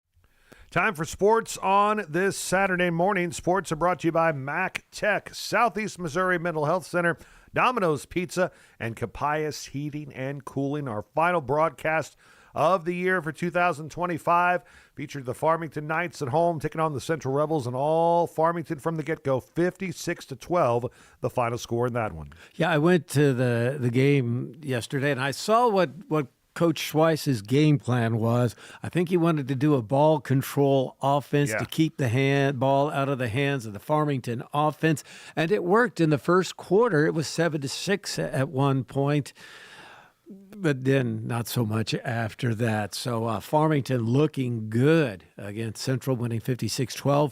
A great game between Potosi and St. Charles West, especially if you like offense, with the Trojans escaping with a 48-41 win. Good win for the Trojans there. St. Genevieve, another victory. They take on Caruthersville and come away with the win 30-9. Valley Catholic, tested by St. Pius, but coming away with a 14-7 victory. And the Warriors still undefeated on the regular season. How about the Fredericktown Black Cats reeling off a couple of victories in a row to close out the regular season? 40-14, they defeat East Prairie. Another great Jefferson County matchup had DeSoto over Herculaneum, 35-26. It was Poplar Bluff, 9 better than the Hillsboro Hawks. 30-21, the final score there. Can we just give Jackson the state title right No now? kidding. They roll over Festus 62-21. And Festus is a very good Yes, it team, is. so that's something else there. Windsor Owls back on the winning side of things, a 46-6 win over the Bombers of Bayless. It was St. Vincent 41-8 over Jefferson. Cape Central victory over Kinnett, 35-8. Sykeston beat Charleston 55-12 and a volleyball score. I actually got to do the public address work for the MAC volleyball game over. Did I miss a couple of? No, it's okay. If you finish your thought. Yes, it was quite fun. MAC, great volleyball team. They beat Southwest Illinois in straight sets despite the best efforts of a really lousy public address announcer. Thursday night, we had some Thursday night football for you. The North County Raiders. This is a big win for the Raiders. Yes. Against the Sullivan Eagles, who had won 6 in a row. North County wins it 24-22. 2-point conversion gives them the win in that contest. And one other final from Thursday night saw the Grandview Eagles beat the Crystal City Hornets 42-12. One more high school game this afternoon. Perryville at home. The Pirates welcome the Wildcats of Cuba. And after that, we figure out the district seedings, and the playoffs start on Halloween night. We don't do playoff football on Parkland Sports Live because of the state of Missouri's requirements to charge viewers $10 a view to view our product, and we just don't think that's fair to our advertisers, and so we're sorry. We don't do postseason high school football. Talk to Mike Henderson. Talk to your state representatives. They're the ones that let Misha set this up, so if you disagree with this and you want to see the best sports crew in the state of Missouri call these awesome games for you, talk to your congressman. Maybe we can get this changed next year. But I'm sure there's more important things they probably need to work on. By the way, shout out to Chad Speaker and Bob Stolzer. Got to stop in and visit with them for a few minutes. Good. And Mike Reeves, the sideline reporter. We best announcers on Friday Night Football. I've listened around. And I would take our announcers over any of the others. Yeah, and Jacob Towers and Wyatt Colley, our tech and our camera, I think are also the best around as well. After the game, the aforementioned Mike Reeves caught up with Farmington Knight head coach Brent Eckley. We'll hear that interview. Coach, rock solid performance. A lot of things that you did really well. I know you like that going into district play. You want to be playing well. Your thoughts on that one? I thought our kids played hard. I thought we tackled better than last week. We took care of the ball for second week in a row, forced a couple turnovers. I was really pleased with our defensive guys. They were able to get stops, which allowed us to kind of extend the lead. And Park Hills couldn't do exactly what they wanted to do at that point. And I thought that was really critical. Defensively, it just kind of took the pressure off us. And there was a lot of those guys in there and getting cut. Unsung heroes, but they did a really nice job. Like that you used the word unsung heroes, because we also noted your guys up front on the offensive side of things, the boys that were doing the dirty work. You had some tremendous holes to run through. You had time to throw the ball when you wanted to. A few of your touchdowns, your guys were untouched going to the end zone. How good were they tonight? Offensive line was good. We were solid. We had a couple pops in there where I was a little bit frustrated with them, but for the most part, man, they were really solid and covered things up. And I thought we were explosive. I think we probably averaged 12 or 14 yards a play, which you do that. It's tough to get beat. I was talking to Corey Schweiss about this just a moment ago. High school season obviously has two segments. There's a regular season, and then you get to district and playoff time. Yeah. Just assessing the regular season alone, not looking ahead at all, did the Knights do as much as you had hoped for, or even more coming into the year now that the first 9 games are finished? Sure, they did more than what I was hoping for or expecting, back in January. After seeing the work that we've put in and the way they've developed and grown, my expectations probably raised. So I remember, you got to be happy. 7-2 seasons is pretty good. I felt like kind of gave one away last week, but we played against a good team, and it was good to be in a battle with them. So that was good. I'm pretty pleased. I hope we can get some guys back that are a little bit dinged up right now, and I think that that'll go towards us maybe having some success in the postseason. Speaking of postseason, what is the biggest difference between the first 9 and now what you're about to get into in terms of whether it be intensity, execution? What is different about postseason, or can you approach it and say it's not different, it's still football? How do you kind of approach that? Because you've had a lot of success as a coach in that postseason format. I would like to think that it's not much different. It gets a little colder, but it's not a lot different. We told the guys, before a game, it's like, win or lose, both teams got another game. But our next game we play won't be that way. Somebody be checking them in, and so there's just a little bit of more desperation there when you start looking at the playoffs, especially versus evenly matched teams. If they're teams that there's a big gap between them, then usually the team that's not supposed to win lays it down pretty quick. But when it's two close teams, boy, it's hotly contested right down the wire.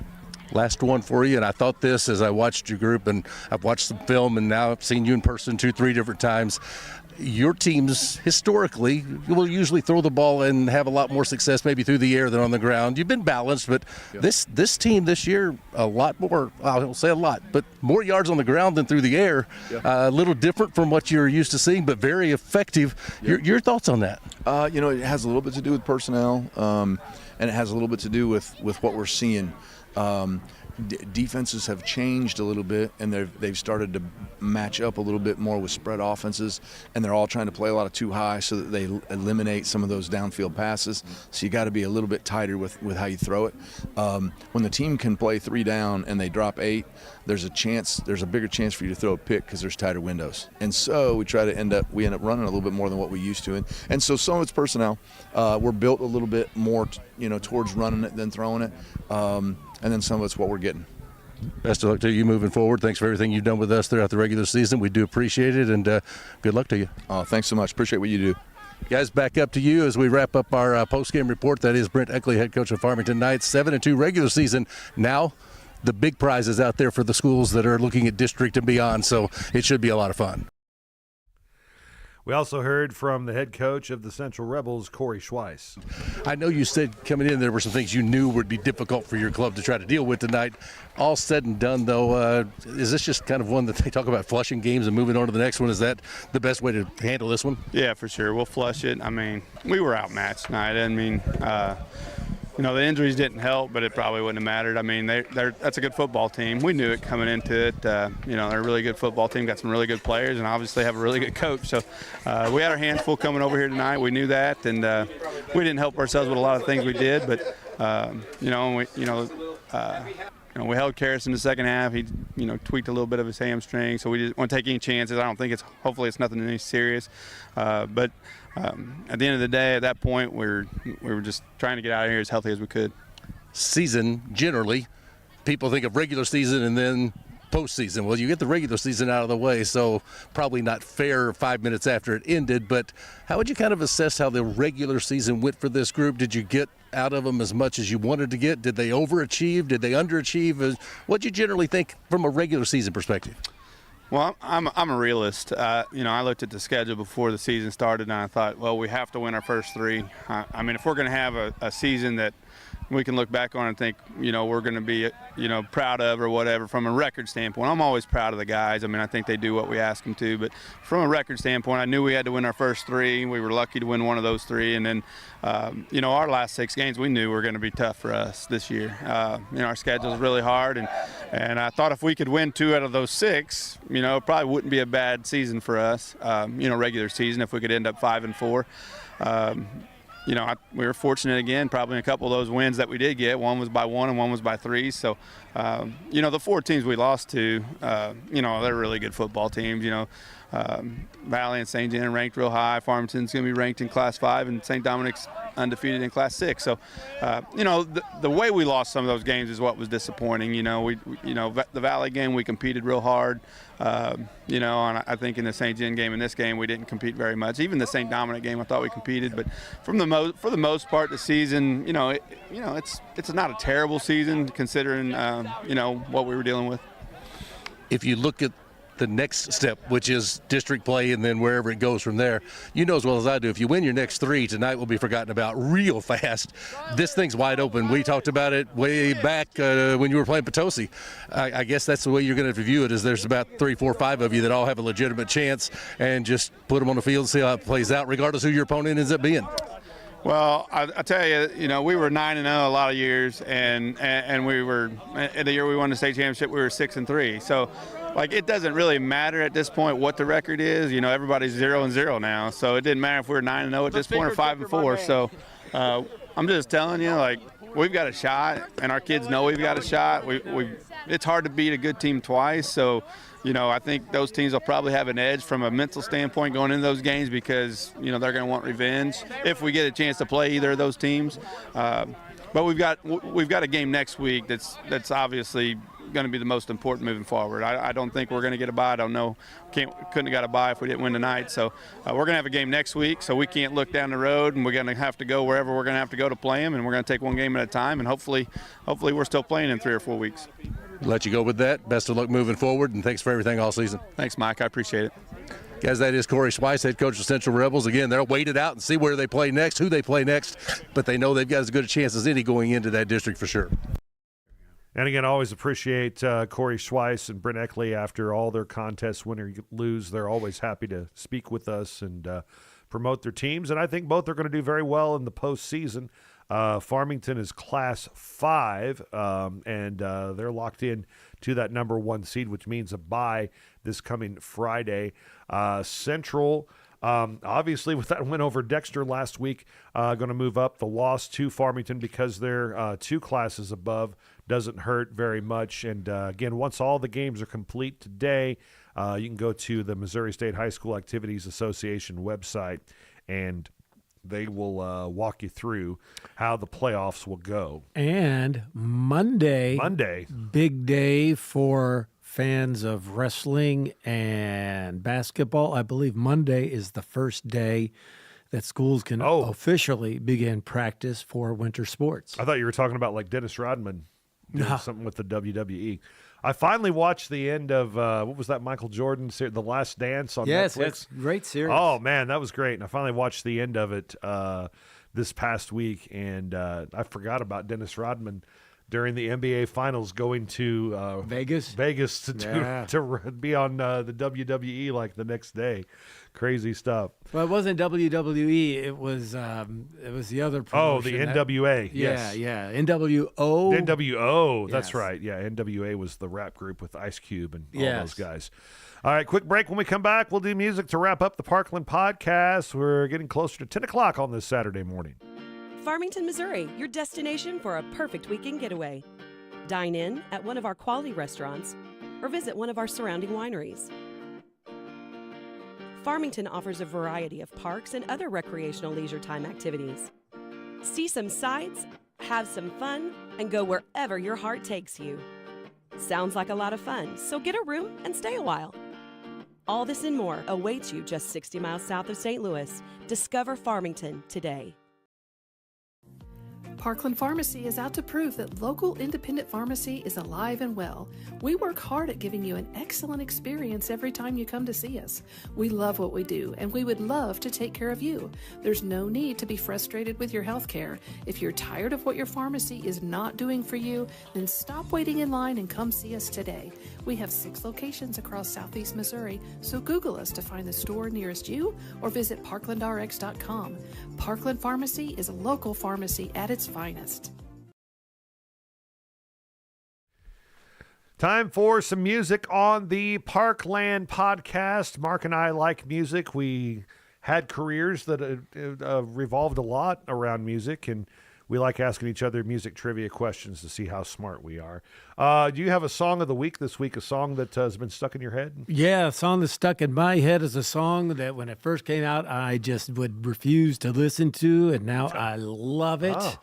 Is it The Knack with My Sharona? My Sharona, yes. Yes. I really sat down and listened to it a couple of years ago, and it's like, yeah, it's got that kind of pop bubblegummy Bay City roller start to it.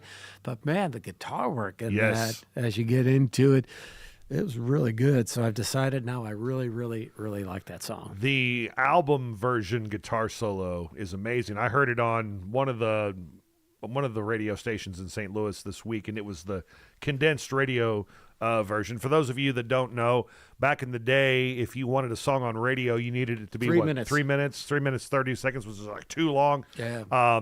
So a lot of songs were edited down to fit into that mold, but the album version, that guitar solo is popping. Yeah. And the album cover's probably easy on the eyes too, if you remember that. Yes. So good pick there. I'm going to go with Pearl Jam. I don't know if I've ever talked about Pearl Jam as far as songs of the day. Even Flow. Even Flow is my favorite Pearl Jam song. It's from the first album, 1991's debut album, 10. And got to see them live in 1994 at the Fox Theater, and it was a fantastic show. I mean, you talk about everything sounding like it did on the CD and then some. And Eddie Vedder is a showman. He's not just he's not just a front man, he's a showman. He doesn't just stand up there and stare at his shoes. I think he was still doing stage dives back then too, where he would get up really high in these amphitheaters and just, do the stage dive. And it was usually during this song. In fact, that's kind of the preface of the video, is a big live performance from Pearl Jam and Eddie Vedder falling out from the top of the building. The only thing I don't like about Eddie Vedder is he is a Chicago Cubs fan. Yeah, he is that. I'm not a big fan of that, but he's also a big fan of The Who. Yes. And he is a big fan of Neil Young, two of my favorite artists. So I'll let the two good things cancel out the one bad thing. The one bad thing. Yes. So, Even Flow. Jeremy always a good tune from Pearl Jam. That's a good one, too. Class today. Although I think I felt like you, that video was on MTV so much. It was on a lot. That I grew to not care much for that song. It was overplayed. But it's still a good, solid hit. MTV, by the way, did I see right? They're no longer on the air as of this week. I didn't hear that. Yeah. But I haven't watched it in so many years. It's not even funny. Yeah. I have been watching The Voice, though. And for those for those of you, this is the first year I've ever watched The Voice. If you were at Blues, Brews, and Barbecue, there was a gal named Carly Taylor. I think that was her name. She was on The Voice. She was selected by, I think, Team Michael. I'm not sure. And she made it to the sing-off, but then she was not chosen for the sing-off. She had a great voice. Wow. But she is now, I guess, eliminated from the competition. So I've never watched The Voice before, but I'm kind of hooked on it now. Who are the judges this year? Let's see. You've got Reba, Michael Bublé, Snoop, and a guy from one of the boy bands, Ian or something like that, and I can't think of his last name right now. Cool. I've never watched that show. He's Scottish. A Scottish boy band. Scottish or Irish, one of those. Okay, Scottish, Irish. One Direction, Direction, all the same. maybe. I don't know. One Direction. Cool. So check out The Voice. Mark Toady approved. Yes. We forgot to mention this in our news. City of Park Hills currently experiencing a water main break of a 12-inch water main at River Mines. They don't know the severity of the break, but that was that was issued out yesterday. So hopefully they've taken care of that. So I'm glad I didn't put it in news now that it was almost 24 hours old. That's why I didn't do that. Let's see. Halloween songs. You and I got to play some cool Halloween songs on the radio back in the day. I hosted about 15 Halloween shows. K98 Halloween Party. Yeah. Spook Patrol. We don't use that term No, anymore. we don't call it that. We don't call it that. And even if I didn't play it the rest of the year, you could always count on me playing Marie Laveau.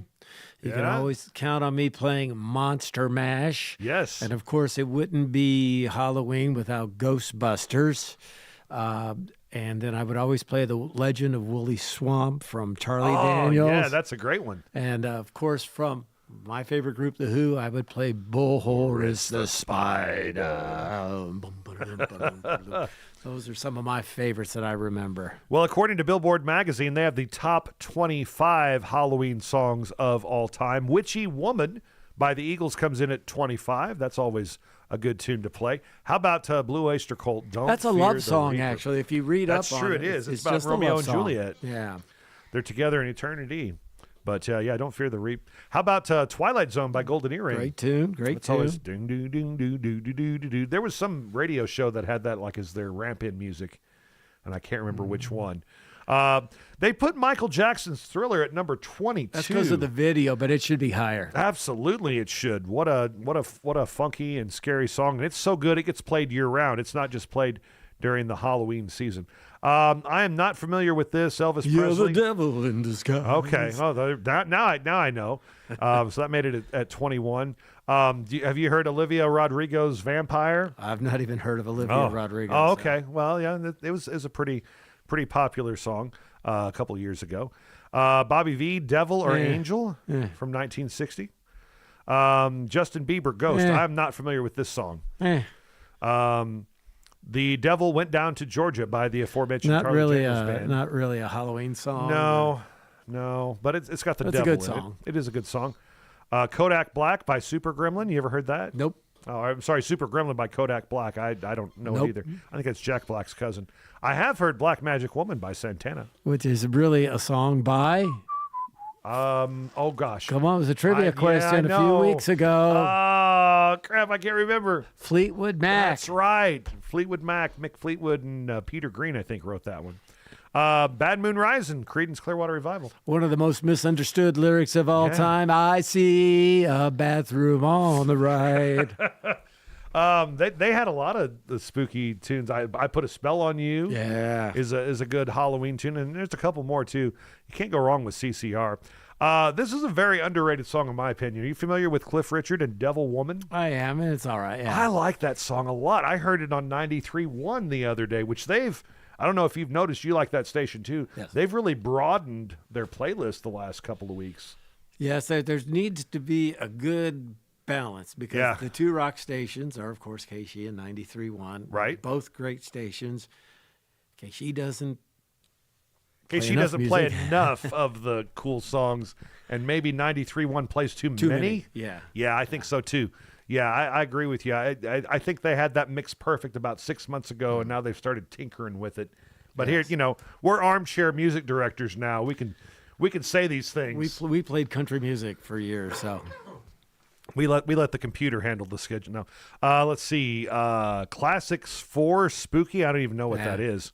Imagine Dragons, Demons. Nope. I'm not an Imagine Dragons fan.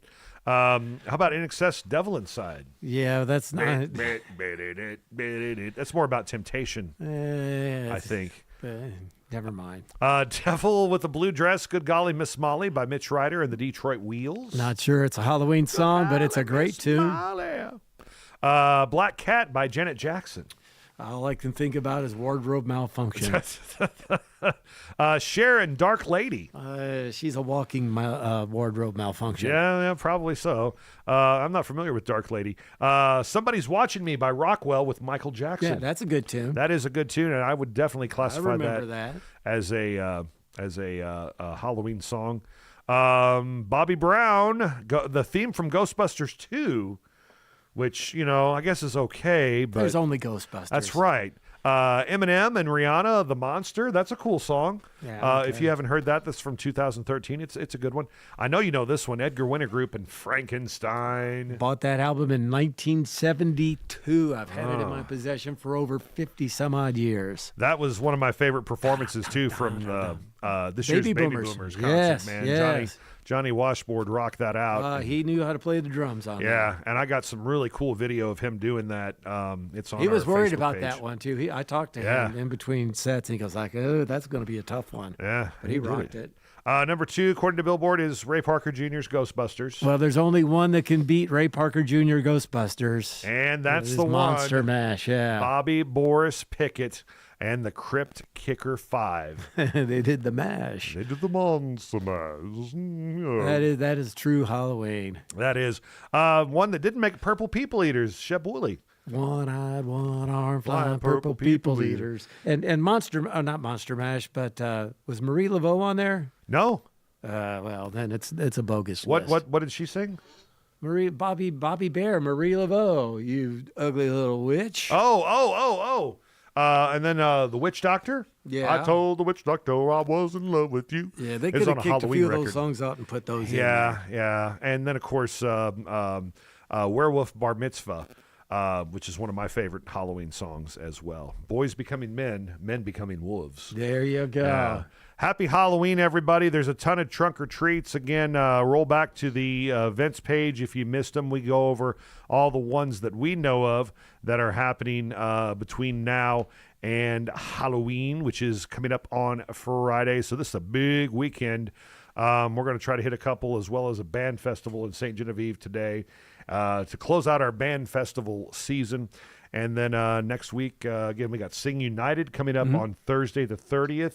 That's at the First State Community Center, and that's a fundraiser for United Way. Yes. 2 different concerts. There's a middle school concert. I think it's 6, and then at 7 o'clock is the high school concert. And you and the lovely Lee Ragsdale MC. Lee will be out of state at Oh, that time. no. So it'll be just myself. Just you. And Miss Rizzo and a few other folks on there. Miss Rizzo, Miss Nays. Talking about the United Way and great music. Very good. So check that out. Sing United with the choirs from Farmington and North County. I think sometimes Central's involved in there too, if they can work it out.